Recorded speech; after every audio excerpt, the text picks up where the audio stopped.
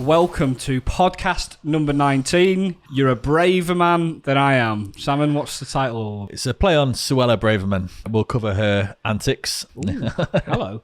I am MachineDaena. I am Andrew Salmon, Coronation Street Extra. And this is Electric Honk Podcast. We film it every 2 weeks on Twitch at twitch.tv/electric_honk. Mm-hmm. We then edit that video down, the live version, into a YouTube video, and then we go on MP3 over Spotify, Deezer, all cassette tapes, CDs, mini disc, VHS, coming to a VHS near you. So yeah, we got a fun packed podcast this time. Lots going on. We've got a lot. With bit of football, bit of politics, bit of silliness. Let's start off though. Secret Santa. I do have a bone to pick first, though. Go on, him. Bit of a bone. I've been very stressed in the workplace while we've been doing this podcast. Yeah. About your t-shirt game, right? Because you always have good t-shirts. And we were sat getting ready for this and doing the prep, and you was wearing that blue one. Yeah. And I'm thinking, brilliant. I've got a really good Christmas t-shirt. I've gone double wildlife today.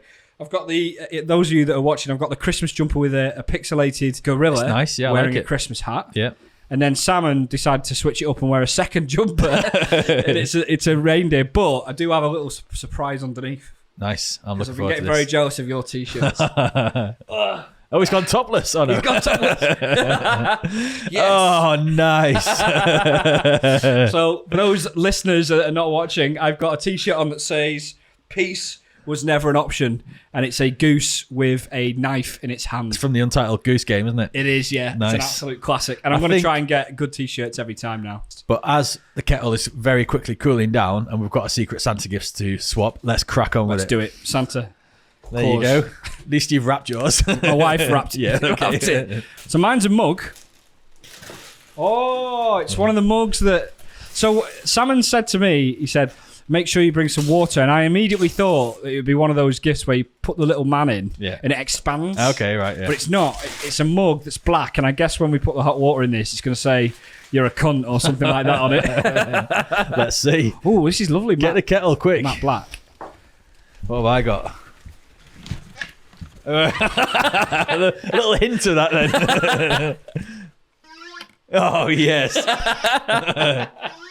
Oh my God, my son is going to love it. It's got a dinosaur head as well. It's one of those, for those that noise. can't hear it properly, do you want to do it in the... It's one of those sticks that you had in the 90s that goes... It's called an animal groan tube. Oh, right, I'm going to pour this hot water in to here to see what this mug's going to say. It's probably going to have an insult on it, I imagine.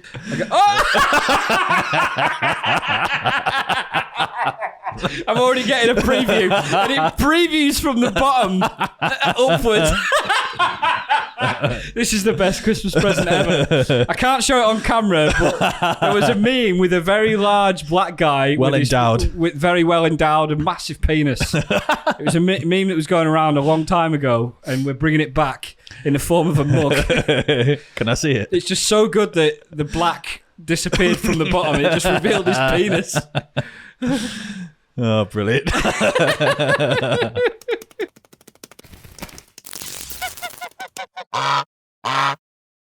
So last podcast, you told me all about ChatGPT, which was the first time I'd heard of it, and it became like the fastest product in the world to have over 1 million users or something like that, wasn't it? By an absolute mile. So I thought I'd have a go. And since then, I've heard ChatGPT everywhere, and it's apparent that the whole world knows about it. Okay. So I had a go, and I asked, write me a short rhyming poem about Christmas that ends with the word shit.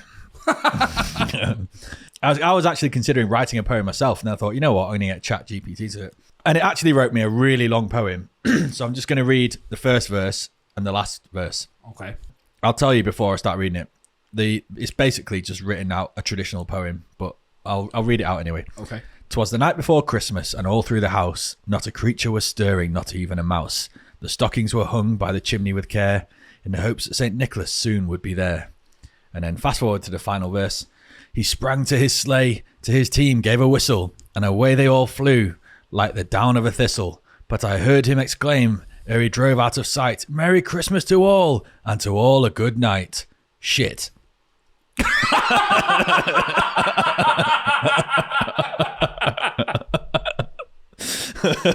That is so creative. So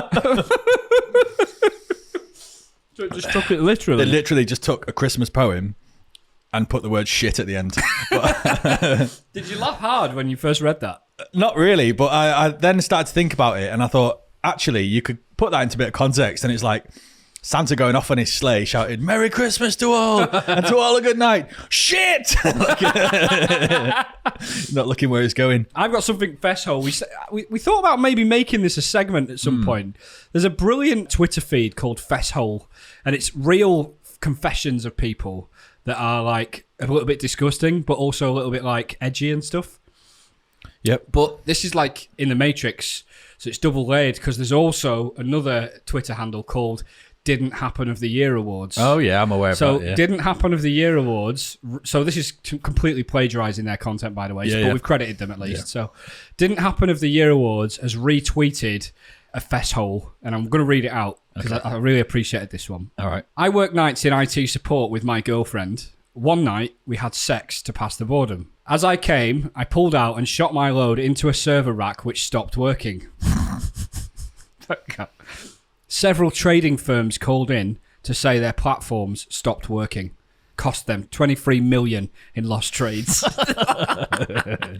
not only was it a confession, but it was a Didn't Happen of the Year. Yeah, I can't see that happening, to be fair. No way. If you were going to ejaculate onto servers, you'd do it purposefully, not as a result of like pulling out and not aiming somewhere. I also think that why are multiple trading firms that are handling that much money on some third-party racking space next to each other? Yeah, exactly. And how much sperm has he got? We also have Netflix. I wanted to cover something here. Okay. Netflix sharing passwords is technically illegal in the UK. This has been on the news lately. Did you see this? No.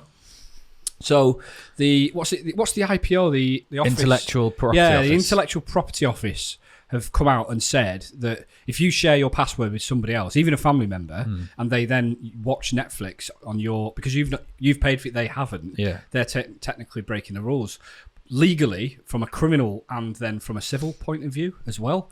But I think it's just fear mongering. I think so, because at the minute, or until recently, Netflix allowed multiple users with the same account. They've even tweeted something in 2017 that said, love is sharing your password. Yeah. And this has been doing the rounds. So I think if Netflix are happy for you to do it, you're not technically breaking any laws or doing anything wrong.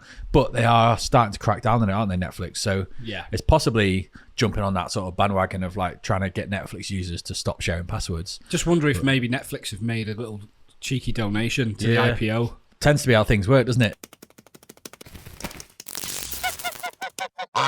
I've got a conspiracy. Not that I believe in it, but once you put all the pieces together, it can leave you feeling very suspicious. Okay. Do you want to cover your robe and offside points? Yeah, there was just a little small point about the robe. Obviously, as he went to lift the thingy, the Qatari guys stuck this robe on him. I don't know about you, but I was a bit confused by it. And I was thinking, if I was in his position, I would want the Argentine shirt to be sort of... Exactly. It's like World Cup, me, Argentine shirt. That's the order of play. All the iconic images for the rest of his life. Exactly. Yeah, literally that. To be fair, it was mesh, so you could see the shirt underneath.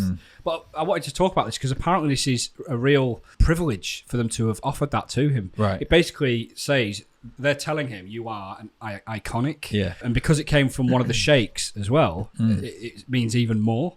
So it was a huge mark of respect that they gave that to him. But obviously there was outroar on social media. That it was disrespectful to Messi and so on and so forth. But a few people have come out and clarified exactly what that meant. I just thought it was really, really interesting. I thought it was a bit of a power flex by Qataris to say, you may well have won the World Cup for Argentina, but you're our Qatari guy now. Yeah. Like, we own you. This cover. Yeah, basically, yeah. In fact, they actually do, which I'll come on to. And there's two images I want to show you. Like, first of all is the offside image that they showed on TV where I think it was Messi scored, or number 22, whoever that was. His hand was slightly offside. So there's been uproar about this, and you could see it on the replay. Yeah. So why this wasn't regarded as offside, that could have changed the whole thing, because it wouldn't have even gone to penalties. I don't think your hand can be offside, though. It can only be a body part that really? you can score with. Okay. So if it'd been like The French player, I don't know which player it was, but well, that's his booty. That's the picture. Number 4, I think that might be Varane, the United player. Varane, yeah. And he's just got an absolutely huge ass. It's just, if that's your conspiracy theory, that he had a huge ass that kept him on side. Yeah. It's like the offside cameras have like enlarged his bum to make sure Argentina stay on side. Yeah. And the final image I wanted to show, and this was just like, I love this. Martinez with the Golden Glove trophy as the penis, and this Qatari sheikh looking on in disappointment. It just made me feel so good at the end of it. And like, I love this guy so much now, this Martinez. That's the real iconic image. When we're looking back at the World Cup in 20 years' time, we'll be remembering that image, won't we? Do you remember when he put the glove in his dick? Yeah. I mean, fair play to him for getting the Golden Glove, though. Like, they obviously a good team, Argentina. He wasn't even the first choice keeper as well, was he? He was like the second choice keeper. Yeah, I wasn't aware of that, but yeah, good for an Aston Villa player to have won the World Cup, and a Brighton and Hove Albion player in midfield as well. Yeah, Alexis McAllister. Let me just go into a bit of a conspiracy, all right? And we're going to start with a few.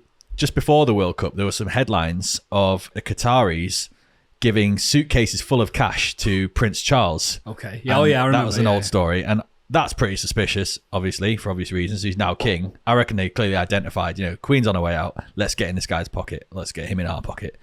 They've also bought the Shard. They bought Harrods and other areas of London. I did not know they bought the Shard. Yeah. Wow. So they own all of these huge, iconic pieces of London. They've recently also been caught gifting suitcasefuls of cash to the European Union. The vice president of the EU has been rumbled in a hotel with like suitcase full of cash and all these gifts. So they're clearly getting their fingers in all of these pies all over the world. Leverage. Absolutely. They're absolute sneaky bastards. And it kind of shows that the Qatari view is whatever we want, just throw a load of money at it. Yeah. Right. And when it came to this World Cup, to even host a World Cup in the first place, what did they do? Threw a load of money at it and won it. Everyone knows that was a bribe. They won it. Yeah. So then what did they want after that? Well, there were some quotes prior to the World Cup from the owners, not just Infantino, the FIFA president, who was clearly part of the whole bribe the to gay, get them. Disabled. That's it, yeah. He came out and said it would be an injustice if Messi retired without winning the World Cup. Then the main guy from Qatar who organised the World Cup said, seeing Messi lift the World Cup in what would be his last World Cup would be something special for us as the organisers. So there's clearly a preference for these Qataris to get Messi to win the World Cup. Not only that, but they own PSG, who bought Messi and pay Messi £750,000 a week to be their iconic figure. So Messi is someone close to their hearts. World's greatest ever footballer. They've clearly thrown everything at it. Is this your conspiracy theory, or is this an online conspiracy It's theory? a bit of both. Okay. Because I was putting a few bits together. I also searched on Twitter for a conspiracy, and a few people have had put similar pieces together. Okay. So I've put them all together in one big conspiracy. You've then, during the World Cup, you've got a few players coming out publicly accusing Argentina, the referees, of being biased towards Argentina. Modric, Bruno Fernandes, Frankie de Jong were some of them. Then the first game of the tournament, after going like unbeaten from 43 games or something, first game of the tournament for Argentina, they lose to Qatari's best mates next door, Saudi Arabia. Yeah. A time in the tournament when they can easily go on and recover their position and win the tournament as they did. Okay. So it was a very easy game to target, to throw away. They then, Argentina, went on to get more penalties than any other team in any other World Cup. Right. In the history of World Cups. Okay, yeah, now this is starting to sound sus. Yeah. They reached the final with the help of all these penalties. Miraculously, a few days before the final, France get a virus throughout the whole team. A couple of players have to isolate and train on their own. France started off the final absolutely shocking, which looks suspicious, but then the whole conspiracy goes out the window because France turned it on in the second half and Mbappe started playing amazing. Yeah. It went to penalties and you think, okay, this is actually a good game. And the French penalties, apart from Mbappe's initial one, the two French penalties after that were just awful. So there's that adds to it all. And then at the end, you've got, like you mentioned, Messi being made to wear that bisht, they call it, that little mesh jacket over his clothing.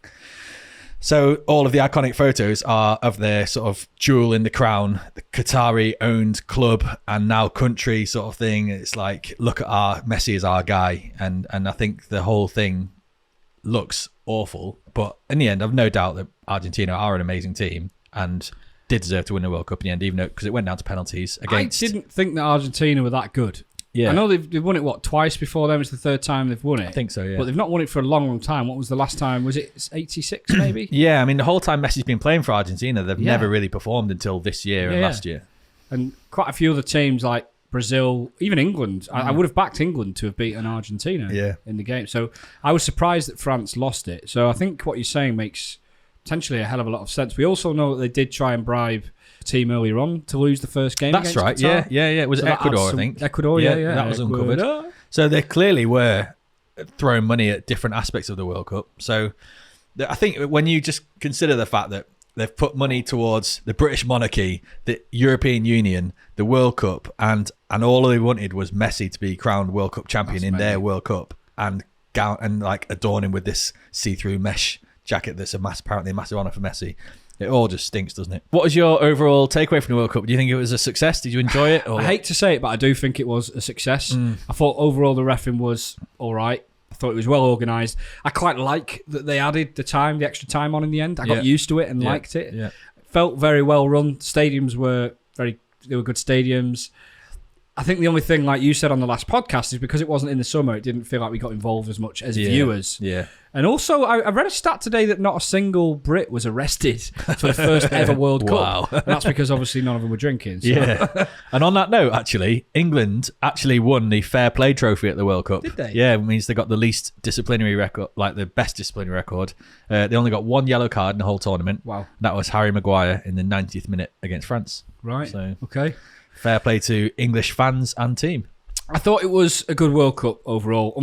I hate to say that because they have basically bought it, but it shows that when you throw money at something, you can make it a good show. It felt really well timed, very well choreographed. Yeah. What about you? I was really excited about it at the start. You know, I had my concerns that I didn't think I was going to like it because of Qatar. Then as it got closer and closer, I got excited. Then when it started, I actually found myself not as interested as I thought I was going to be. Yeah, I can relate to that. I didn't mind missing some of the games. Yeah. I thought, I don't really care, to be honest, as long as I watch the England games. And then when France went through, I wanted to watch France. And I think the final is possibly the best World Cup final. One of the best games I've ever seen, I think. Without doubt. That was amazing. Even my wife, who's not really into football, she was absolutely loving it. Yeah. Partly because she did have France in the sweepstake at her work. Gutted. She would have won £100, but she won the runner-up prize. She got £40. That's not bad. So that was okay.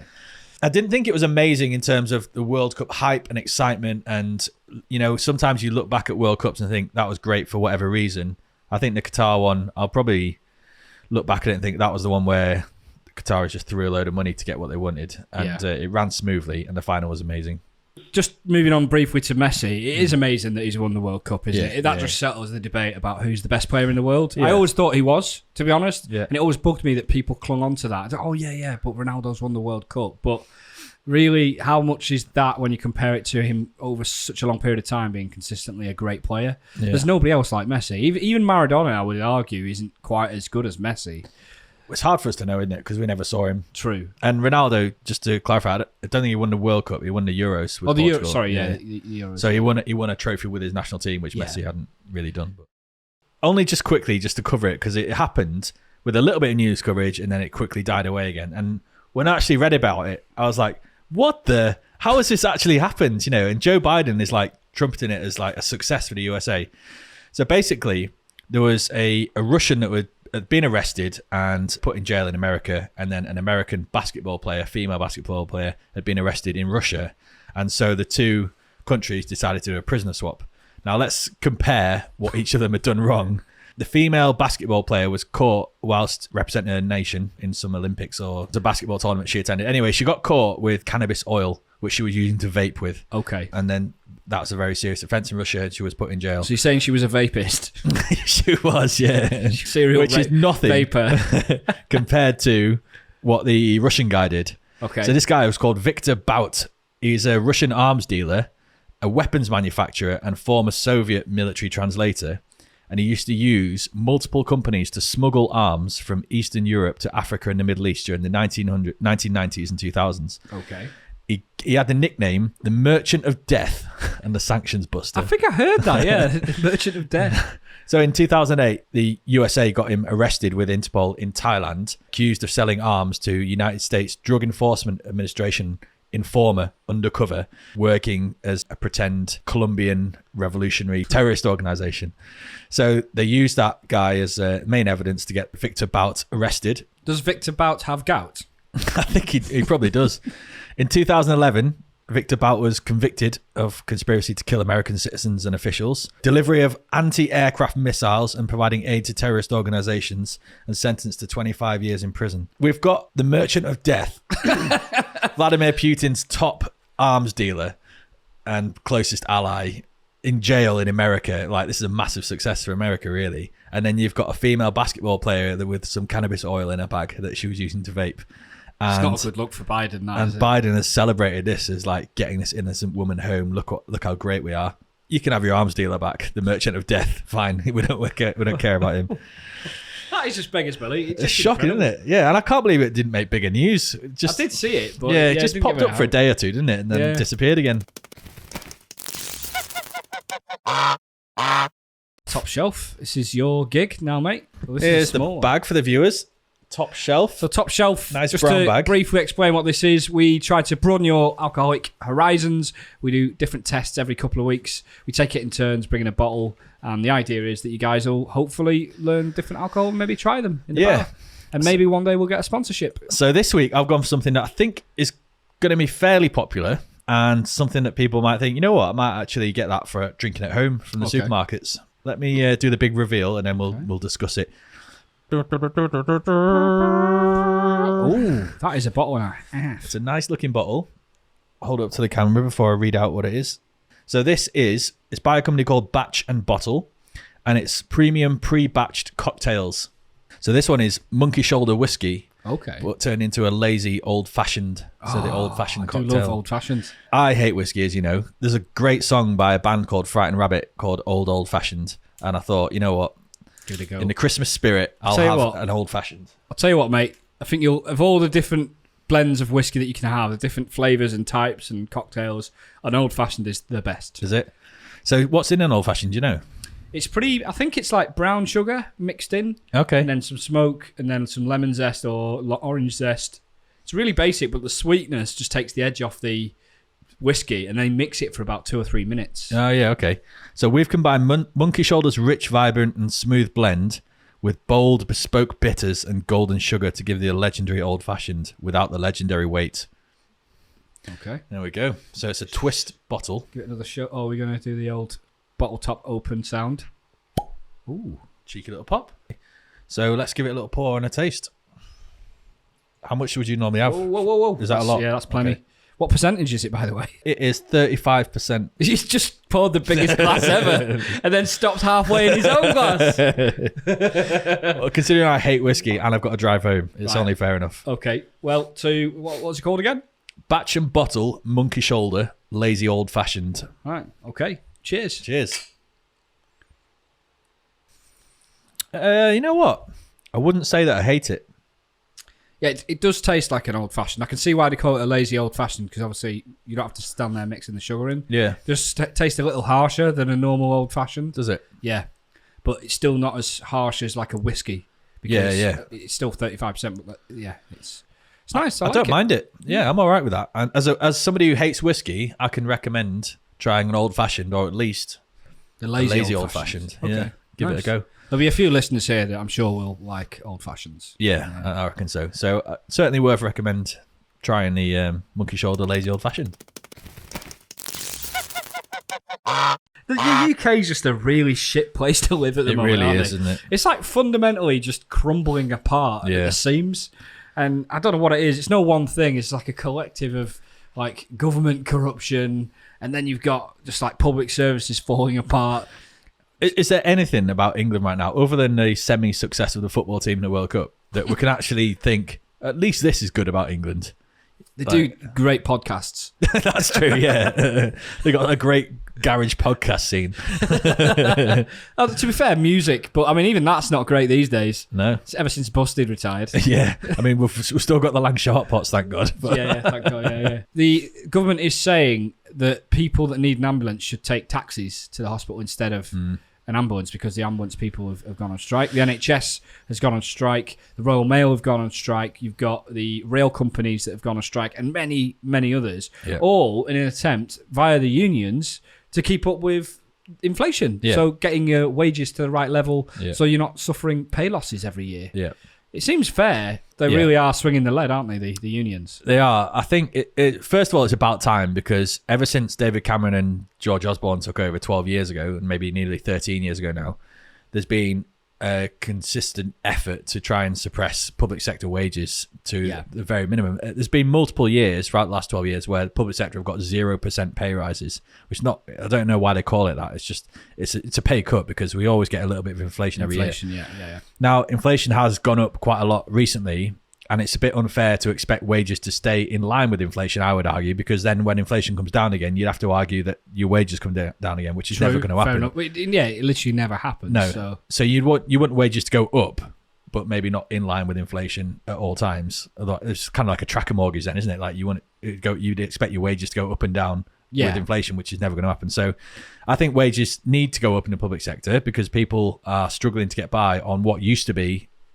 nurses using food wages. Banks and heat banks and stuff even like my that. work, no one's awfully paid, but no one's particularly well paid, apart from the senior managers and the people at the top. But my work are now offering supermarket food vouchers and a pantry of like food to take home. This is a little help. Yeah, and this is where the country's got to now, because we're on people that are what would used to be considered average wages that were good to get by on and even buy a house on and things like that. And now an average wage, you can't even you can't even live a normal life. You have to cut back on a lot of things to be able to get by. Some of that's global issues, but it does seem to be a lot worse. There are more food banks in the UK than McDonald's. Serious? That can't be right. Wow. And to be fair, you could argue that McDonald's is a food bank. It could be if they gave out some free food. But no, I'm not surprised there's more food banks, because you tend to get like 3 or 4 in every little town. And, and in city centres, there must be even more. That makes sense. And most cities only have like 2 or 3 McDonald's, don't they? It's sad that it's not a surprise. In fact, it's shocking that it's not a surprise. Yeah, I agree. We said we'd do a more detailed coverage of this, maybe a strike special at a later stage, but we want to see the effects and some of the outcomes of the strikes. So we won't go into too much detail, but there is just one thing I did want to cover. TPE, TransPennine Express, have come out and said, so on top of the strikes that have been happening, that their software systems are not working. There's been sort of unscheduled cancellations on the TransPennine Express service, and they've literally come out today and said, do not travel on our services. And I do think that there is an argument to say privatisation might work in certain sectors, but when you've got a service that can come out and say, don't use us, that surely is a strong case for privatisation. That is full privatisation. You mean? I think it should be nationalised. Yeah, but if they're semi-privatised and subsidised by the UK government, and they come out and say, don't use us, that... Are you saying we should withdraw the government funding that's keeping them going? Basically, yeah. Okay. And then when they go bankrupt, nationalise them. Yeah, okay, absolutely. Fine. At least then they have to fully support themselves, and the service has to be at a level. That annoys me about the trains, because they are so well funded by our governments. Like, how can you expect to run a business and then be so reliant on the government pumping hundreds of millions of pounds in? That's not capitalism as people. It's not even like the service is quite good. It is absolutely shocking. We covered this briefly, but trains are absolute embarrassment in this country. But like, so is everything. On the subject of strikes, I walk past a little co-op on my way to work most days, and I sometimes have a look at the newspaper headlines, and there was one the day after the rail union boss Mick Lynch had been doing the rounds on TV, and all of the right-wing media had really, really strongly pushed out the message of hate the unions, essentially. One of the papers said, can we have our country back, please? Then the first sentence was like, militant union bosses, blah, blah, blah. And I was like, fuck, they're clearly not holding back. And then the Sun as well, I've got a picture of Mick Lynch on the front, and it said, you've lost it, Lynch. He pockets £84,000 a year plus perks, but he's losing the public sympathy. He's losing his members £5,000. He's losing our economy billions. He's even losing his own rag. And so they're just trying to paint a picture of like Mick Lynch. It's so cynical, that, isn't it? Whether you're left or right or centrist, whether you read the tabloids or not, to see that it's a coordinated effort to just go after the union by leaders. Billionaires having to go in for earning $84,000 a year when he's spending all of his time, 24 hours a day pretty much, trying to get the lower paid people better wages. Yeah, it is. So, it is kind of mental. And I think he did make a good point, and some of the other union bosses that have got prominent in the last kind of few months, that it isn't necessarily an inflation problem, it's a profit problem. A lot of the money is going into the pockets of the companies, the shareholders and the big bosses, as opposed to into the pockets of the employees. And this is something that isn't being communicated to the public. If the issue was that companies weren't making money and therefore the prices had to go up, then you could sort of understand why they might not be able to give wage increases or large wage increases. The problem is they're all making significant profits. Take case in point, Royal Mail, nearly 800 million in profits, are saying that they cannot afford to give wage rises to their staff. Incredible. And then, like we said about the train companies, they're getting hundreds of millions from the UK government. The shareholders are then taking it out in dividends every year. And they're saying that we can't afford to pay the train workers. And then saying, don't use our service, which takes money. Yeah, because the software's broken. Suella Braverman, obviously the title of the podcast, she's a braver man than I. Was it? She's a braver man than me. She's a braver man than me. It's a great name, isn't it? So Suella Braverman has been in the news today. Obviously, previously, because of the Rwanda policy, she is Home Secretary. She today has suggested that cruise ships could be used to house basically asylum seekers in the UK until their applications are processed, and then ultimately they probably get shipped off to Rwanda. And I also found out that they're costing £13,000 per year for each asylum seeker that comes into the UK, which is a lot. It's probably about double what you would get if you was on benefits. So that's what it's costing the taxpayer per person. And not only that, but we pay Rwanda £140 million for the deal for them to accept. It's shocking, isn't it? It is. It's absolutely shocking. So, and I think it costs something like 1.5 billion to control asylum seekers and migrants and stuff like that. And I just think it's a really weird thing that they would suggest putting people on unused cruise ships to just house them there, because you can only like imagine what the state of those unused cruise ships might be. It's just another bonkers suggestion by a government department that's clearly got no sensible suggestions from anyone within their team. And they're coming out with probably things that they've gone to like public perception groups and stuff to run by ideas past like right-wing supporters and say, what about this? If we said this, would that make you happy? And they're like, yeah, shove them on boats, that'll be fine. At least they're not in our country then. And then so they push it out as policy. And it's an absolute joke. And that Rwanda thing, although it's been approved in the Court of Appeal and it's been declared as legal, it can still go to the High Court to be turned again against and make it illegal again. One of the reasons was that they said it's unsafe for them to go to, so they're trying to escape potentially war-torn countries, take asylum in the UK, only to be shipped off to a country that still isn't safe, and their life maybe equally or even more in danger than it was from the country that they left. So it's a really odd one. That she's got a tough job, but she's also a total piece of shit. Yeah, she really is. She's got absolutely no empathy, has she? No. Let's move on to a lighter subject of Jeremy Clarkson telling the public he wishes the members of the royal family would die, or maybe not members of the royal family anymore. He wrote an article in The Sun, and the crux of it I remember reading this a few days ago and was genuinely shocked to my core about this. Really, like, jokes aside, I was like, how the fuck can that be written in a newspaper? Right. And they expect... An editor has signed that off, a senior editor, a very experienced senior editor. And I'll tell you, if they're working for The Sun, they've signed off some pretty shitty stuff.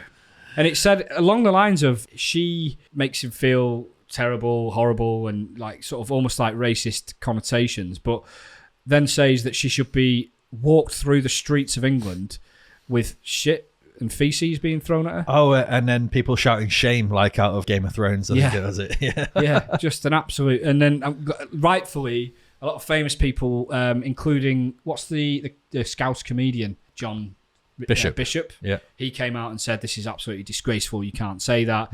ITV have said that he will stay on for now as Who Wants to Be a Millionaire host, but they did openly criticise and they were quite scathing as well. They said this was a stupid thing for him to write. It's really dumb. Yeah. So it's good, but I can't believe he's kept his job after it. That's ITV's issue, isn't it? Really, like Jeremy Clarkson can have these thoughts, but just keep them to yourself. Like it's pretty disgusting what he said. Yeah. And it's not the sort of thing that, one, he should be saying, should I put this out in the national news for everyone to read? And then two, the newspaper saying, yeah, that's the sort of thing we like to publish. The problem is, and this is on a serious note, the problem is it galvanises people that might be thinking similar things like that. Yeah. It makes the pack mentality stronger in those normalizes people. that sort of behaviour a lot, does. doesn't it? And even the worst person in the world that's committed terrible, terrible crimes, throw them in jail, fine. But like, why would you even suggest to, throw shit at them in the streets? We're a civilized set of beings. I don't even know what she's supposed to have done wrong. Like I could say, I don't follow royal family stuff very closely, but as far as I'm aware, she just married Prince Harry, removed themselves from the royal family sort of duties and way of life, and now they're trying to make their own money through things like Netflix and stuff like.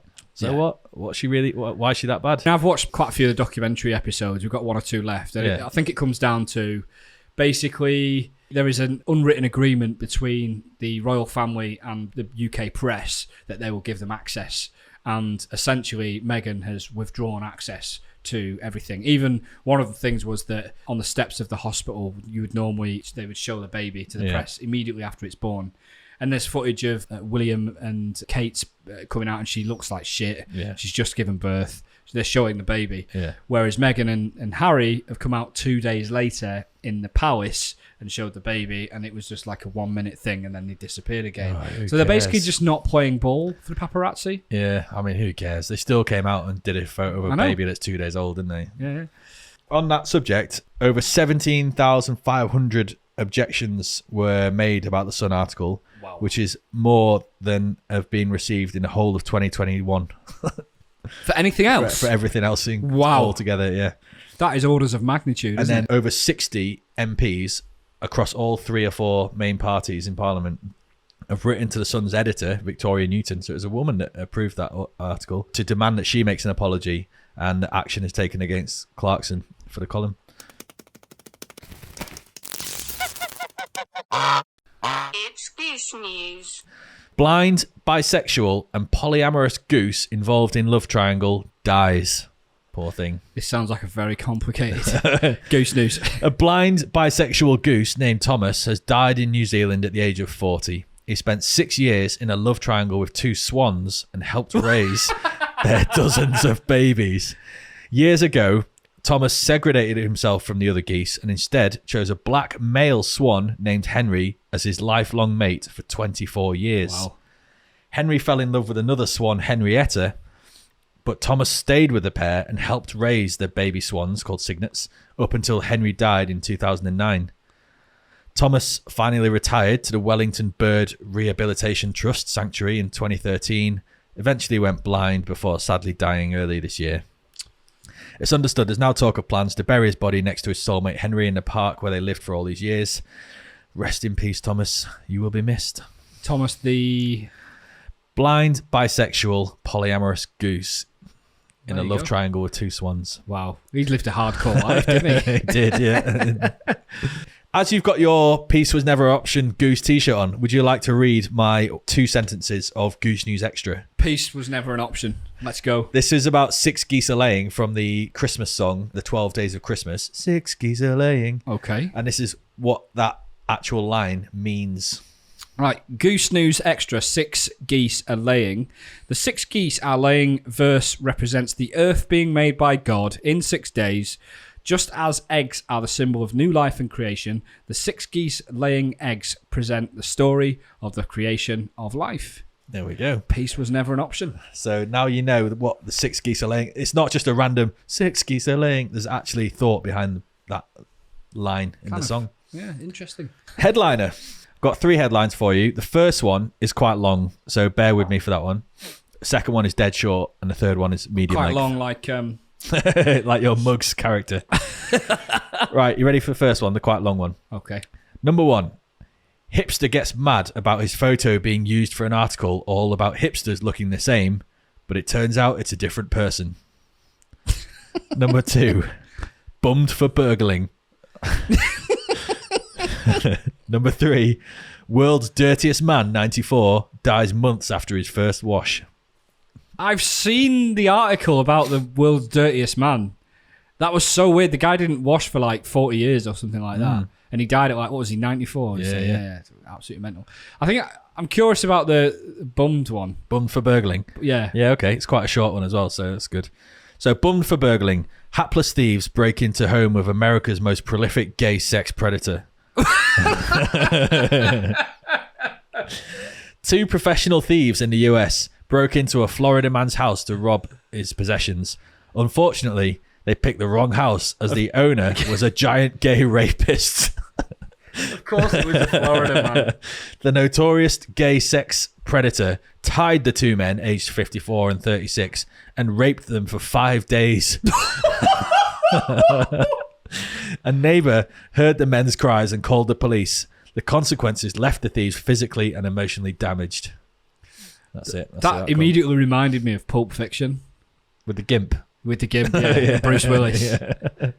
Fucking hell. Can you imagine?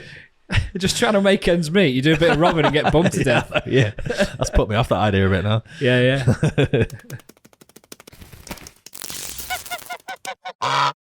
Pork scratching. So Chris Nolan prefers real effects rather than virtual effects, VFX. Okay, like special effects things. Yeah. So the Twitter thread, as you know, I get most of my news and content from places like Twitter and Reddit and the rest. I'm just going to read the article end to end because I thought it was absolutely fascinating, some of the things he's done. I'll sit back and enjoy. So Christopher Nolan hates CGI and prefers to use practical effects for insane shots. I'm going to just quickly credit Trung Fan, who's done this tweet. That's TRUNGPHAN, Trung Fan. And here are the 5 gems. So Interstellar, Nolan spent $100K to plant 500 real acres of corn in Alberta. After filming, he sold the crop for a profit. Oh, good lad. So that was the scenes where they're running through and driving through the crops. Thought you were going to say he sent them all to space to do the filming. Number 2, Inception. You know that spinning hallway where Joseph Gordon-Levitt is fighting some bad guys? Yeah, Nolan built a giant rotating centrifuge and put a hallway in it with ridiculously expensive cameras. Wow. And there is an image of it, and that looks kind of cool. Yeah. Number 3, The Dark Knight. Batman flips Joker's 18-wheeler truck. To get the effects, a piston was put under the trailer with TNT. When the TNT blows, the piston hits the ground so hard that it flips the truck. The only CGI that was used was to remove the piston from the shot. Wow. Bet that was a one-take special, wasn't it? Well, it gets better. Tenet, which I've not seen yet, and I really want to see this. Yeah. Watched the film twice, have no idea what the plot is, but mad respect for Nolan crashing a real 747 into an airport hangar. Holy. Turns out it was cheaper to buy a 747 and crash it versus doing the CGI. No way. That's nuts. CGI must be so expensive then. Yeah. And finally, The Dark Knight Rises, number 5. Nolan filmed this scene in the Scottish Highlands and got government sign-off to drop an aeroplane fuselage into the mountain range. The stunt crew was legit on the outside of the plane and, in brackets, jumped from a helicopter and wore parachutes. That's unbelievable. So that's how Chris Nolan hates using CGI and instead uses real effects. He just seems to go to extreme lengths to avoid using computer effects, doesn't he? Maybe he's a technophobe. Maybe, yeah. It's pretty cool that he does it, but it just feels so unnecessary because computer graphics just look so realistic these days. Yeah, I was with John and his friend David. David was saying it's like big man Lego. Like, yeah. What extreme can you take it to before you're just building it and it's just for fun? Yeah. You're really just doing it for yourself. Well, I mean, surely he has absolutely no involvement in the building of it. He just says to somebody, I want this van with 18 wheels to flip over, and I reckon you can use a piston or something. Kids don't want to build a plastic aeroplane. They just want to throw it at a block of Lego flats, don't they? It's mental. Would you like me to tell you what I've read recently about floaters and Uranus? I'm always interested in those two topics, as you well know.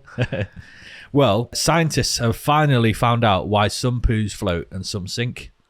Would you like to know? It's been bugging them for years. It has, yeah. So they've actually discovered what it is, and it depends on the type of bacteria in your gut, and as a result, how much gas is produced as your gut processes your food, turns it into poo. So that's essentially all it is. So they've analysed people's diet and gut bacteria and said these people with this gut bacteria for these meals have more gas in, therefore it's a floater, and these people with this gut bacteria have got less gas in it, therefore they're farts. So they fed them certain meals and tracked the diets, and then I think it's more Whenever about they did a shit. I think it's more about the bacteria in your gut, which develops as a sort of lifestyle habit. Okay. So some people, if you eat a certain type of food very regularly, you're more likely to have certain bacteria and not others. Whereas if you eat maybe a more like fruit and veg pure diet, you're gonna have absolute maybe sinkers. more, a different bacteria to people who live off junk food.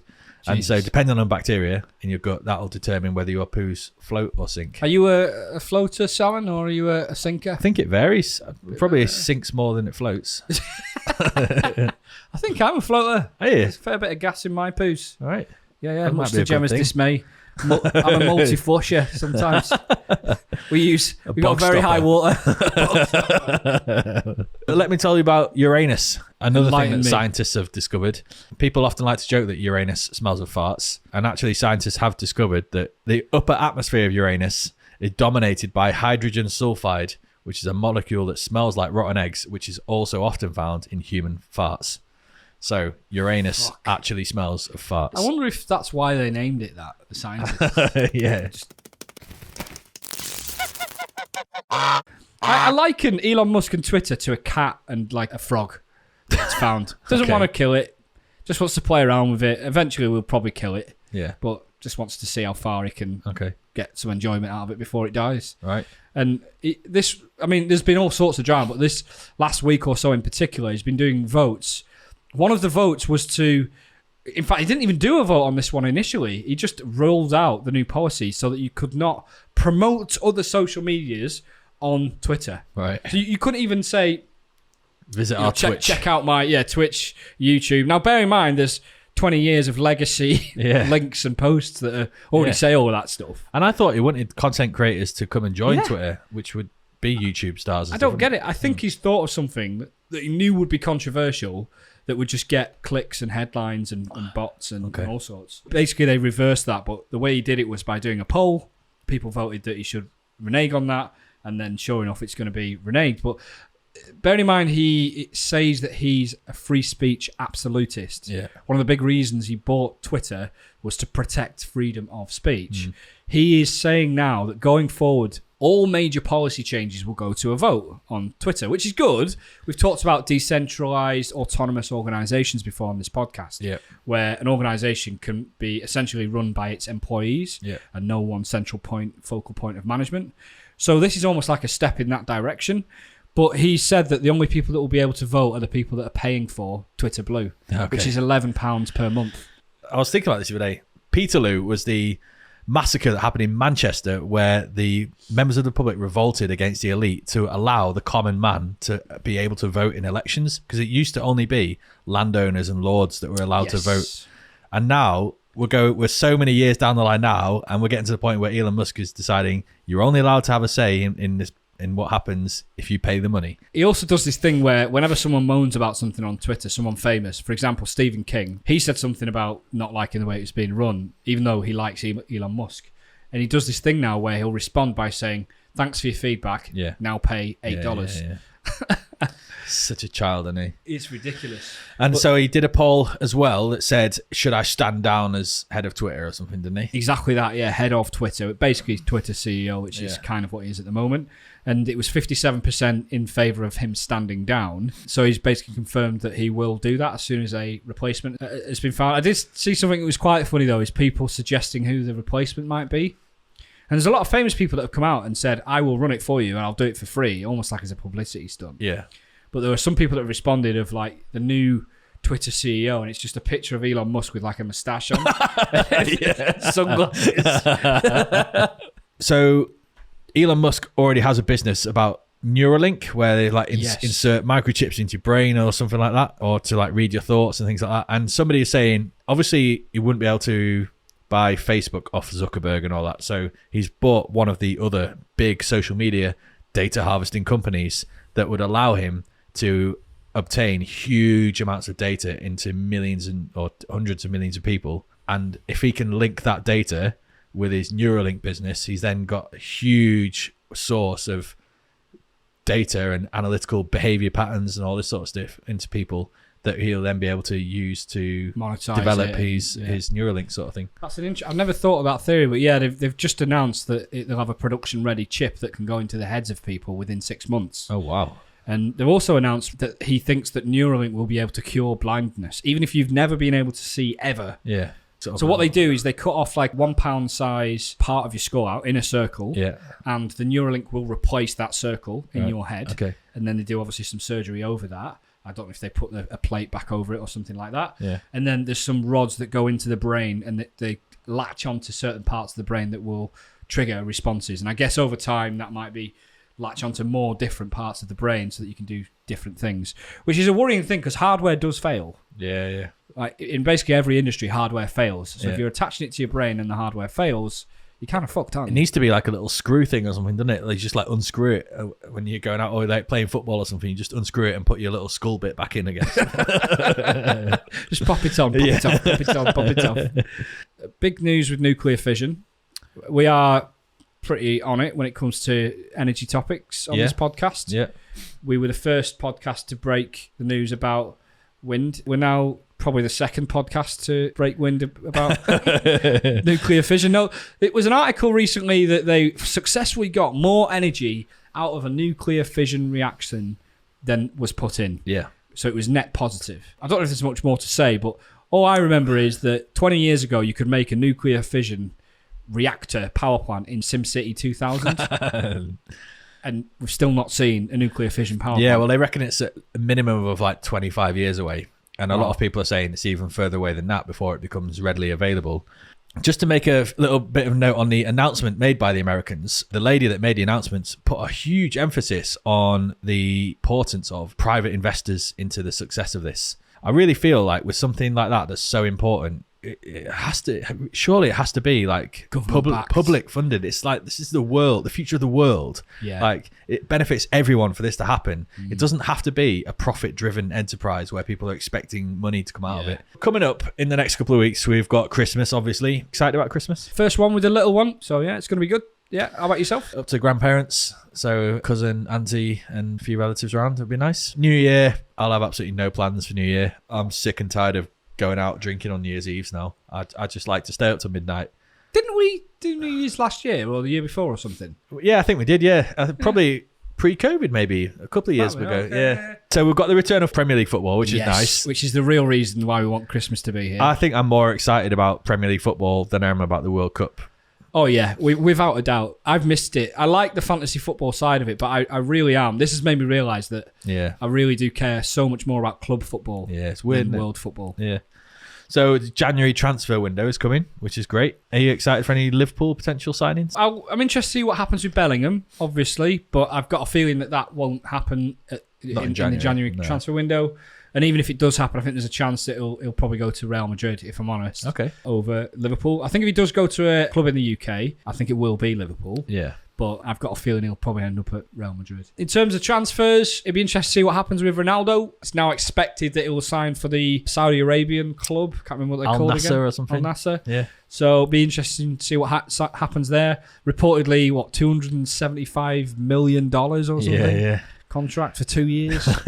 Just a measly. Well, that leaves a striker-shaped hole in Man United, doesn't it, with his departure? And with Martial often injured and Rashford being quite versatile and playing across the front, they definitely need like a centre point, don't they? So I'm hopeful that United have been doing their work during the World Cup and getting their agents and scouts out and stuff. So heavily linked with De Jong still, although now it seems like he's now more interested in coming to United than he was previously. So it does seem, but obviously he's not a striker, he's a midfielder, so he fills certain gaps there. Yeah, you've been linked to quite a few players, including Bellingham. Yeah, I think the United scouting network have got a good relationship with Bellingham's dad, but I don't think that's going to be enough to tempt Bellingham to United because they're still way behind where they should be. What's also going to be interesting with the owners offering the club up for sale is how much they're actually willing to invest in the squad now when they know that there might not actually be owners in a year or two's time. So it's going to be an interesting summer for United. They definitely need a couple of signings if they want to carry on this progression under Ten Hag. So it's be interesting to keep an eye on. I think there'll be tons of rumours, as there always are, and maybe one signing. Yeah, I don't know about you, but I used to get dead excited on the last day of transfer window. Yeah. Day where, I remember, who was it Darren Bent driving around the different clubs? Or one of them. And then there was last minute Torres going to Chelsea and Andy Carroll. It used to be well exciting, didn't it? And it just thinks the last 2 or 3 years that there's just not been that quite the same excitement. No. What was another one where it was always the meme was Harry, the old West Ham manager, Harry Redknapp. Yeah, rolling down his window in his car. Yeah, exactly. Yeah. We've signed, whoever, like Tevez or something like that. Yeah. So I don't get that same excitement, but I'd like to. I'd like to be. They tend to leave the big hitting signings to the summer, don't they? They do, yeah. I think it's because most clubs don't want to sell their star player halfway through a season. On the subject of big signings, one has snuck under the radar. It's a 16-year-old from Brazil has moved to Real Madrid, but they're not allowed to put... I can see on your piece of paper the word 72 million. They've paid 72 million for a 16-year-old. But apparently under Spanish FA laws, they're not allowed to sign under 18-year-olds to join the first team squad or something. So he's basically going to spend 2 seasons on loan back at his club in Brazil. Right. So he'll join Real Madrid in 2024 when he's 18, but they've paid 72 million for him. That is incredible. How much? I remember when Aaron Ramsey signed for Arsenal for 5 million. And it was and that was only like 10, 12 years ago. Yeah. So, and that was a big deal because he was 16 and it was like, wow, 5 million for a 16-year-old. 72 million! For a 16-year-old who could turn out to be absolute garbage. Yeah. He might lose interest. He might do his GCSEs and think, you know what? Yeah. I want to be a scientist. Yeah. Go and work on CERN. Do you think it's ever going to end, the increase in prices in footballers? Because we're going to get to the point where it's going to cost like 200 million for a player. I think it's going to get worse because if you look at, like, for example, Liverpool bought for 300 million. Yeah. Like less than 10 years, or about 10 years ago. Yeah. Looks like they're going to be sold for about 4 or 5 billion, that kind of range. That's like an 11.5. It's like more than 100%, like more than 1,000% increase on your return on investment. Yeah. If you extrapolate that forward another 5 or 10 years, go back 5, 6, 7 years, you would not even dream of thinking about players that were 100 million. Now it's routine for players to be 100 million. Yeah. I can't see that slowing down. And the only way that's going to keep going is if the people that own the clubs continue to get richer, which is a sad indictment on society again, isn't it? When we're talking about inequality and nurses and NHS workers and going on strike because they can't get by on a median wage, and then we're saying it's fully likely that the owners of football clubs, which are now starting to be investment tools for countries like Gulf countries like Saudi Arabia and Qatar. Sports washing. Yeah. And so now they're putting their country's investment of tens of billions, hundreds of billions into football clubs, which is essentially just entertainment. Yeah. It's got no societal value really other than entertaining populations. So if that's going to keep going up at that rate for the foreseeable, it's absolutely It just seems to me like the really top tier clubs are so difficult to actually get a hold of in terms of buying them. And the opportunities come up so rarely that people are willing to pay over the odds. And the same can be applied to the players. The best players come up so rarely that actually it's worth paying 100, 200, 300 million for them. And you get the return as well, because not only do they win things that generates money, they generate attendances and they generate shirt sales as well. But then there's advertising revenue and all the other stuff that comes off the back of it. It just seems to be like it's never ending. Is there no risk of the population one day turning around saying this is obscene now? Like, we're losing interest. It's just, I can see myself potentially in 5-10 years saying Premier League football has lost me. I'm not interested in watching Saudi Arabia's government play thing against Qatari's government play thing. Against other countries. In my head, I immediately thought, no way. But then, as you was talking, I was thinking to myself, well, I used to be really into international football, and now I'm not. Yeah. And now I'm more into club football. So I could probably see a situation where maybe do lose interest in the club football for some of these. I think top level club football is at most at risk because it's less and less becoming a community club, and it's more a business. The issue is also access to tickets. It's getting more and more expensive and difficult to get a hold of tickets. So that will also slow down demand and popularity potentially as well. Well, I've been MachineDaena. I have been Andrew Salmon. Thanks very much for listening. Give us a follow, give us a like. We're also on Twitter and all the other different social medias. Send us all your comments and opinions and we'll read them out next time. All right. Thanks for listening, and have a wonderful 2 weeks and Christmas. Happy Christmas. Merry Christmas, everyone.